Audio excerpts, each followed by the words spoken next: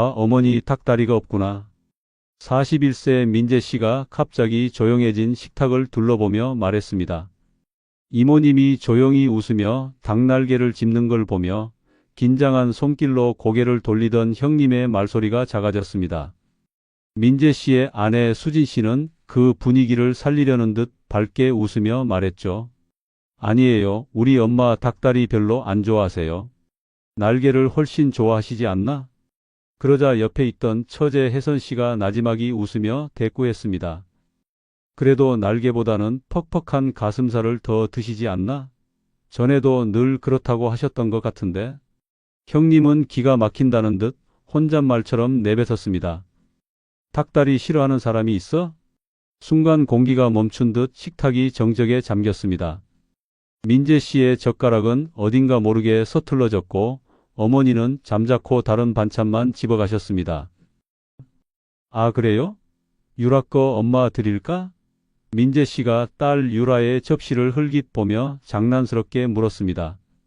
유라는 놀란 얼굴로 닭다리를 양손으로 꼭 쥐며 뒤로 살짝 몸을 빼더니 고개를 절레절레 흔들었습니다.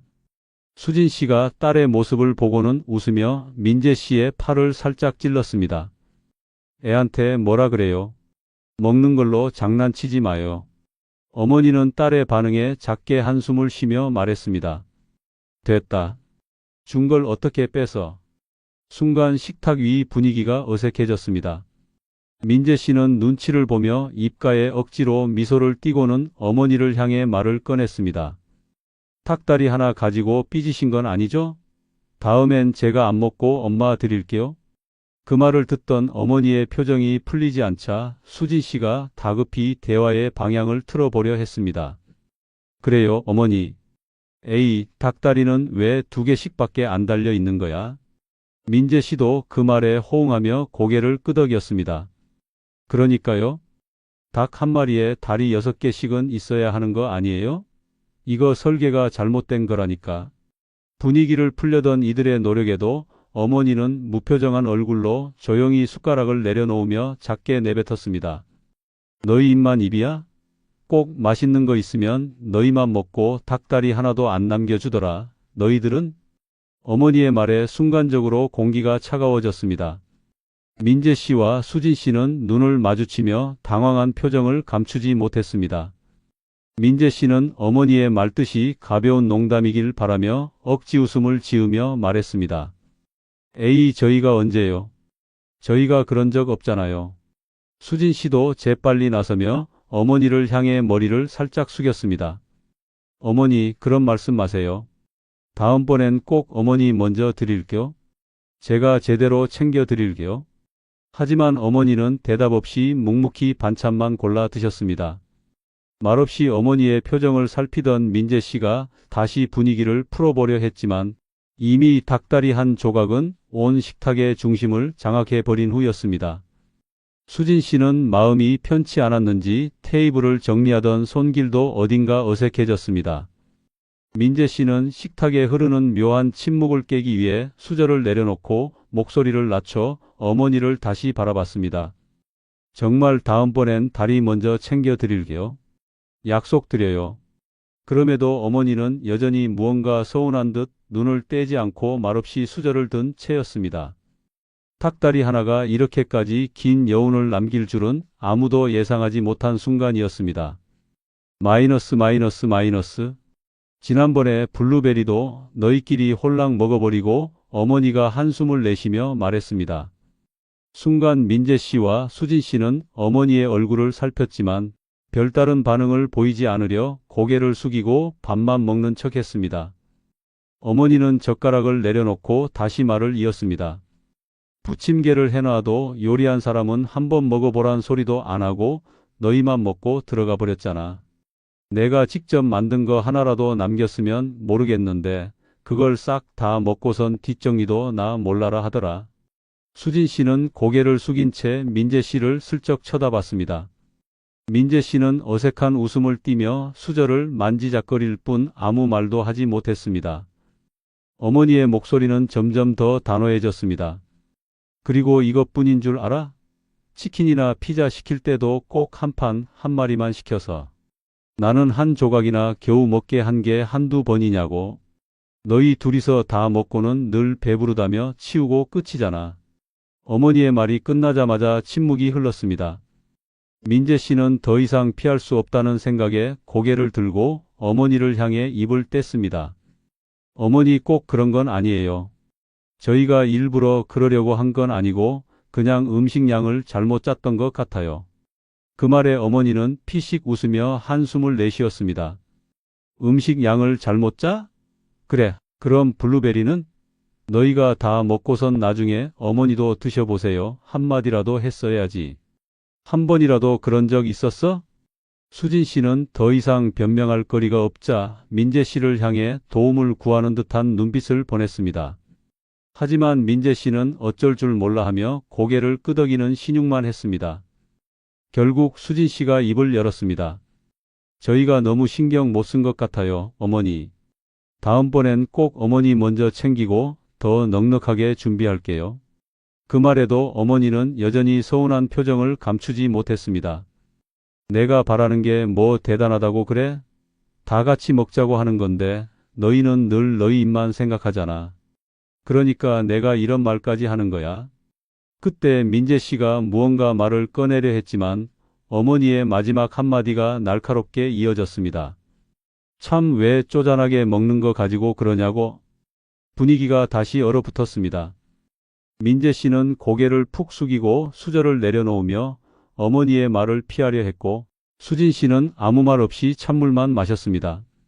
어머니는 더 말을 하지 않은 채 천천히 다시 식사를 시작했습니다. 식탁 위에는 차갑게 가라앉은 공기만이 남았습니다. 과일도 그래. 너희가 사온 과일들 보면 꼭 무르고 맛없는 부분만 남아있더라. 어머니가 젓가락을 내려놓으며 고개를 절레절레 흔들었습니다. 목소리에는 억울함과 서운함이 섞여 있었습니다. 나 혼자 먹으라고 남긴 건데 진짜 일부러 그런 건지. 민재 씨는 그제야 고개를 들었지만 어머니의 눈길을 마주치지 못했습니다.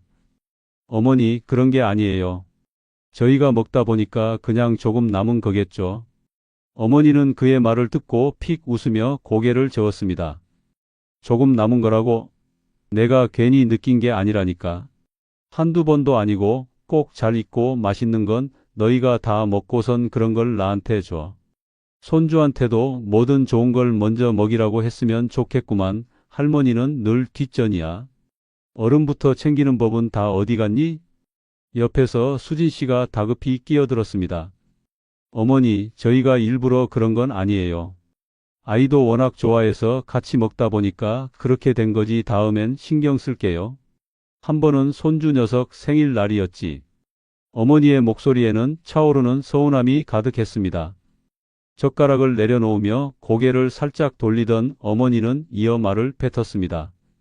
내가 방에서 잠깐 자고 있었는데 너희들끼리만 패밀리 레스토랑에 갔다 왔더라.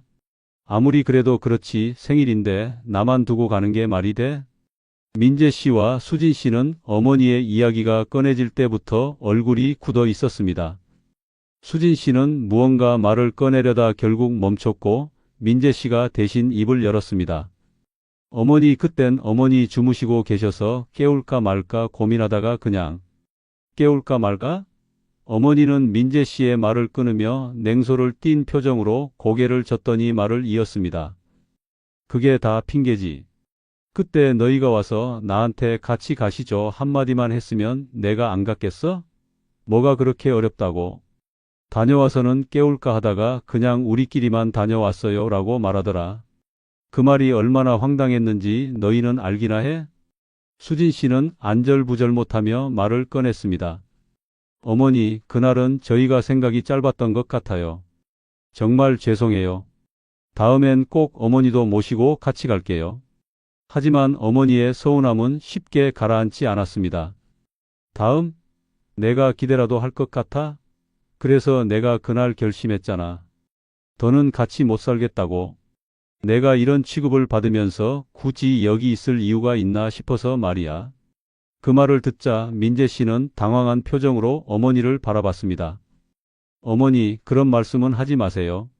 저희가 잘못한 건 알겠지만 그렇다고 나가신다는 건 너무 심한 거 아니에요? 어머니는 한숨을 내쉬며 민재 씨를 노려봤습니다. 심해? 심하긴 누가 심해? 나 혼자 두고 패밀리 레스토랑에 가는 게 더 심한 거 아니야? 내가 뭘 잘못했길래 이런 취급을 받아야 하냐고. 분위기는 더 싸늘해졌습니다. 수진 씨는 작은 목소리로 다시 사과했지만 어머니는 더 이상 듣지 않겠다는 듯 손을 휘저으며 말을 멈췄습니다. 식탁에 흐르는 냉기 같은 침묵 속에서 민재 씨와 수진 씨는 말없이 고개를 숙이고 밥만 먹는 척할 뿐 어머니의 얼굴을 바라볼 용기가 나지 않았습니다. 하지만 어머니의 서운함은 쉽게 가시지 않았습니다. 그래, 다음엔 신경 써라. 근데 너희 손주도 말이야. 뭘 먹으면서 한 번도 할머니도 드셔보세요 라는 말을 안 해. 그게 다 누구 탓인지 내가 잘 알고 있지. 수진 씨는 움찔하며 민재 씨를 흘깃 쳐다봤지만 민재 씨는 말없이 눈만 깜빡일 뿐이었습니다. 어머니는 말을 멈추지 않았습니다. 나 어렸을 땐 말이야. 어른들이 식사하실 땐 옆에서 그저 조용히 기다렸어. 그리고 어른들 드시고 남은 거 주면 그게 그렇게 고맙더라. 근데 요즘 애들은 손주까지도 똑같아. 먹으면서 할머니한테 이거 맛있어요. 드셔보세요 한마디도 없고. 말을 이어가던 어머니의 얼굴에는 깊은 서운함이 스쳤습니다. 손주가 잘못했다는 건 아니야. 애들은 어른들 하는 거 보고 배우는 거니까. 결국 너희가 제대로 가르치질 않은 거겠지. 한 번은 손주 녀석 생일날이었지. 어머니의 목소리에는 차오르는 서운함이 가득했습니다. 젓가락을 내려놓으며 고개를 살짝 돌리던 어머니는 이어 말을 뱉었습니다. 내가 방에서 잠깐 자고 있었는데 너희들끼리만 패밀리 레스토랑에 갔다 왔더라. 아무리 그래도 그렇지 생일인데 나만 두고 가는 게 말이 돼? 민재 씨와 수진 씨는 어머니의 이야기가 꺼내질 때부터 얼굴이 굳어 있었습니다. 수진 씨는 무언가 말을 꺼내려다 결국 멈췄고 민재 씨가 대신 입을 열었습니다. 어머니 그땐 어머니 주무시고 계셔서 깨울까 말까 고민하다가 그냥 깨울까 말까? 어머니는 민재 씨의 말을 끊으며 냉소를 띤 표정으로 고개를 젓더니 말을 이었습니다. 그게 다 핑계지. 그때 너희가 와서 나한테 같이 가시죠 한마디만 했으면 내가 안 갔겠어? 뭐가 그렇게 어렵다고. 다녀와서는 깨울까 하다가 그냥 우리끼리만 다녀왔어요 라고 말하더라. 그 말이 얼마나 황당했는지 너희는 알기나 해? 수진 씨는 안절부절 못하며 말을 꺼냈습니다. 어머니, 그날은 저희가 생각이 짧았던 것 같아요. 정말 죄송해요. 다음엔 꼭 어머니도 모시고 같이 갈게요. 하지만 어머니의 서운함은 쉽게 가라앉지 않았습니다. 다음? 내가 기대라도 할 것 같아? 그래서 내가 그날 결심했잖아. 더는 같이 못 살겠다고. 내가 이런 취급을 받으면서 굳이 여기 있을 이유가 있나 싶어서 말이야. 그 말을 듣자 민재 씨는 당황한 표정으로 어머니를 바라봤습니다. 어머니, 그런 말씀은 하지 마세요. 저희가 잘못한 건 알겠지만 그렇다고 나가신다는 건 너무 심한 거 아니에요? 어머니는 한숨을 내쉬며 민재 씨를 노려봤습니다. 심해? 심하긴 누가 심해? 나 혼자 두고 패밀리 레스토랑에 가는 게 더 심한 거 아니야? 내가 뭘 잘못했길래 이런 취급을 받아야 하냐고. 김덕순 씨는 한동안 묵혀뒀던 서운함을 마침내 터뜨렸습니다. 이젠 안 되겠다. 결혼할 때 내가 빌려줬던 전세 자금 다 내놔. 더는 못 참아. 덕순 씨의 목소리엔 단호함이 서려 있었습니다. 아들 민재 씨와 며느리 수진 씨는 어안이 벙벙해 아무 말도 못하고 서로를 쳐다봤습니다. 며칠 전 이웃집 아주머니가 덕순 씨에게 충고처럼 던진 말들이 머릿속에 계속 맴돌고 있었습니다. 그날 덕순 씨가 쌓인 속 얘기를 털어놓자 아주머니는 말했지요. 덕순 씨, 제발 자식들이랑 같이 살 생각하지 마세요. 그거 정말 골치 아파요. 아무리 아들이라지만 같이 살면 결국 종노릇 하게 된다니까요. 덕순 씨는 멋쩍게 웃으며 뭐 그렇게까지야 하겠어요? 애들도 바쁜데 내가 좀 돕는 거죠. 하고 넘겼지만 아주머니의 말은 끝이 없었습니다. 아니요, 절대 안 돼요. 설거지라도 며느리한테 시키세요. 아침 출근 시간은 그렇다 쳐도 저녁 설거지는 무조건 며느리가 해야 하고 휴일엔 아들도 시켜야 해요. 자꾸 덕순 씨가 다 하다 보면 애들이 그걸 당연하게 생각한다니까요. 덕순 씨는 멋쩍게 웃으며 고개를 끄덕였지만 아주머니의 조언은 계속 이어졌습니다. 눈치 없는 자식들이 옆에서 뭘 해야 할지 몰라서 가만히 있으면요. 잽싸게 뭐라도 이건 내 거다 하고 말해야 해요. 아니면 그 사람들이 다 가져가 버려요. 아주머니의 말이 자꾸 떠오르던 어느 날 덕순 씨는 핍상을 차리며 다시금 깨달았습니다. 손주 생일날 혼자 방에 남겨진 것도 서러운데 그 뒤로도 식구들이 아무렇지 않게 행동하는 모습에 화가 점점 쌓였습니다. 아니, 핍상을 왜 내가 혼자 차려야 하냐고. 며느리가 왔으면 같이 차리고 같이 먹어야 차지도 오지. 덕순 씨는 혼잣말처럼 내뱉으며 마음속 결심을 굳혔습니다. 다음 날 아침 덕순 씨는 아들과 며느리를 불러 단호하게 선언했습니다. 앞으로는 내가 다 해주길 기대하지 마라. 설거지든 밥 차리는 일이든 이제 너희가 알아서 해. 그리고 내가 너희 결혼할 때 빌려줬던 전세 자금도 다시 받아야겠어. 아들 민재 씨는 난감한 표정으로 어머니를 바라봤습니다. 어머니, 왜 갑자기 그러세요? 갑자기? 내가 지금까지 참고 참아왔으니까 이제 말하는 거지. 아주머니가 그러더라. 자식들이랑 합가하지 말라고. 종노릇하게 된다고. 그 말이 딱 맞더라. 수진 씨는 작게 한숨을 내쉬며 민재 씨를 쳐다봤습니다. 덕순 씨의 단호한 태도에 두 사람은 아무 말도 하지 못했습니다. 결국 덕순 씨는 마음을 다잡고 다시 한번 말했습니다. 너희들이 눈치를 채든 못 채든 이제부터는 내가 더 이상 희생하지 않을 거다. 이건 내 결심이니까 알아서들 해라. 어릴 때부터 교육이 중요하잖아요. 하나뿐인 아들이라 더 신경 써서 키웠지요. 김덕순 씨는 조용히 과거를 떠올리며 말을 꺼냈습니다. 그런데 가장 서러운 건 뭐니 해도 음식 차별이에요. 나야 그렇게 못해도 우리가 자란 환경에서는 음식을 그렇게 나누는 게 당연했거든요. 덕순 씨는 한숨을 내쉬며 젓가락을 잠시 내려놓았습니다. 우리는 식구들이 다 모이기 전에라도 맛있는 부분은 먼저 덜어 접시에 담아두는 게 습관이었어요. 아직 안 온 가족이 있다? 그러면 제일 만난 부위는 꼭 남겨두고 랩으로 덮어뒀지요. 어머니의 목소리는 서서히 힘을 얻으며 이어졌습니다. 고기를 구워 먹을 때도 마찬가지였어요. 굽는 사람이 손이 바쁘잖아요? 그래서 우리는 꼭 굽는 사람한테 쌈 싸서 먼저 먹여줬어요. 고기를 구운다고 못 먹는 일이 없게 하려고요. 그게 당연한 거였지. 잠시 말을 멈췄던 덕순 씨는 다시 입을 열었습니다. 며느리가 외국인이다 보니 더 챙겨주려고 노력했어요. 아무래도 문화 차이도 있고 서먹할 수도 있잖아요. 그래서 제일 만난 건 며느리 몫으로 먼저 덜어두곤 했어요. 치킨을 시킬 때도 꼭 넉넉하게 시켜서요. 다 모여서 자기 먹고 싶은 부위 먹게 하고 먹는 걸로 서운한 일이 없게 하려고 애썼죠. 덕순 씨의 얼굴에 살짝 미소가 떠올랐습니다. 며느리에게 최대한 맞춰주려고 노력했어요. 말투부터 작은 습관까지요. 뭐 기저귀 한번 갈아준 적도 없는데 시집 와서는 어머니 하면서 잘 대해주니 고맙기도 하고요. 그녀는 고개를 살짝 끄덕이며 말했습니다. 먹는 건 기본 아니겠어요? 아무리 서운한 일이 있어도 먹는 걸로 속상하게 만들진 않아야 하잖아요. 예의 없는 아들 내외도 문제지만 자식들이 스스로 챙겨주지 않으면 어머니도 당당히 요구해야 해요. 이웃집 아주머니의 단호한 말이 김덕순 씨의 귀에 맴돌았습니다. 덕순 씨는 그날의 대화를 떠올리며 고개를 끄덕였습니다. 참는다고 해서 다 해결되는 게 아니에요, 덕순 씨. 자식들한테 무조건 양보만 하다 보면 나중엔 그게 당연한 줄 알게 된다니까요. 부모라고 해서 늘 뒤로 물러서기만 해야 하는 건 아니잖아요. 그날 아주머니의 말투는 단호했지만 진심 어린 조언이었기에 덕순 씨는 쉽게 반박할 수 없었습니다.